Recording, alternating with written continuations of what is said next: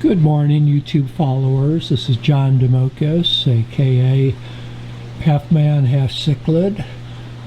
I wanted to share with you today an aquarium that I've been working on for about 6 months. This is a 44-gallon corner aquarium, glass aquarium, and it's the first non-CO2 injection aquarium where I'm having tremendous luck with aquarium plants. I also have in here some of my what are my favorite fish, angelfish, and you can see that I have both the koi angels and marbled angels. I believe I have 8 in here at this time. The plants I have are, and they're thriving. See this huge anubias. I never thought anubias could grow this fast and as lushly as it has. So I've got anubias, I've got crypts, I've got a small start of Java fern in the back, and I'm also nurturing some water sprite here in the corner.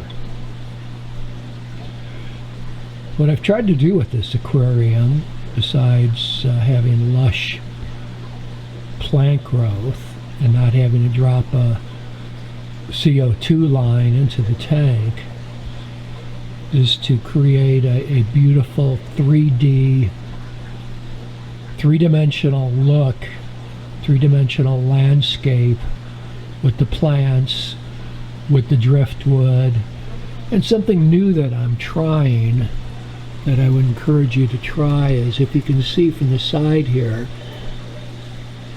I've got anubias planted in a acrylic soap dish. I bought them on Amazon, and what it enables you to do is add additional plants off the bottom, where in this tank they would be too shaded by the larger anubias, and gives you kind of that 3D effect where you have more plants. So it's a tip, if you want to work on a 3D effect, these acrylic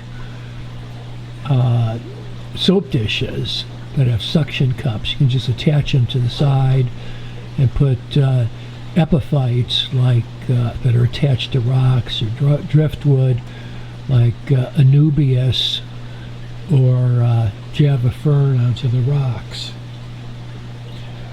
The aquarium, which is consistent with what I'm doing in really all of my aquariums, is there's either no substrate or very little. In this aquarium I have no substrate. The bottom is a glass bottom with a few stones with the anubias attached. I think I mentioned I had 8 angelfish.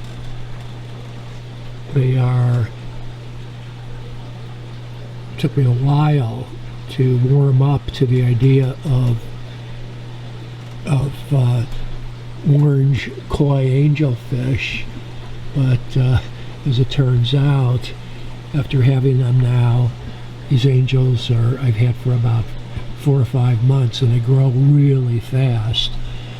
These koi angels are becoming one of my favorites. The black marbled angelfish have always been one of my favorites, and these, as they mature, they get some really beautiful blue markings. So the fish are doing really well. They're growing really fast. They also, as you can see, have a number of Siamese algae eaters in there to control blackbeard algae in particular.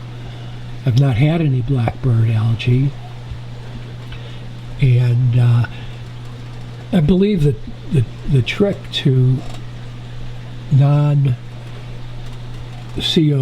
planted tanks is plant nutrients. So I've done further investigation of my water chemistry. I make my own plant fertilizer, since to use Easy Green in this tank, my 200 gallon, another 50 gallon, and my 340 gallon would bust my budget. See what else we have going on here. I'm just amazed. People talk about how slow anubias grow. With this has doubled in size in about 3 months, and I'm going to have to separate these angels soon, because with the size of this tank, there really aren't enough. Really isn't enough room for 8 healthy angels once they start pairing off to establish territories. So that's one of the things I'm going to do with this tank, and because of the feeding regimen I have these angels on, I would suspect we'll probably end up with maybe 4 of these beautiful koi angels in this aquarium. I think they're going to probably double in size. What I feed them are freeze-dried ocean plankton, freeze-dried brine shrimp, and I also feed them Vibra Bites by Hikari. So anyway, a favorite tank that with plants has become much more enjoyable to me, and I must say the fish love the planted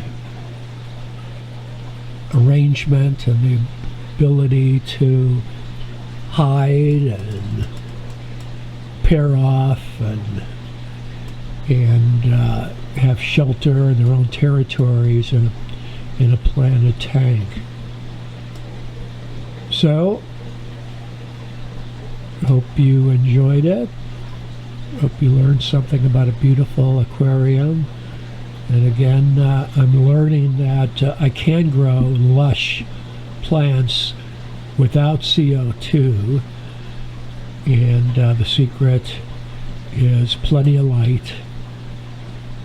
Another secret is, of course, using nutrients to facilitate their growth.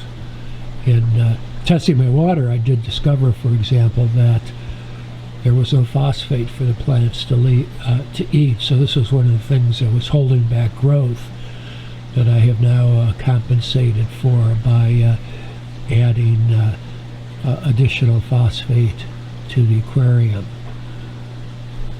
Thank you for visiting, and look forward to your questions and comments.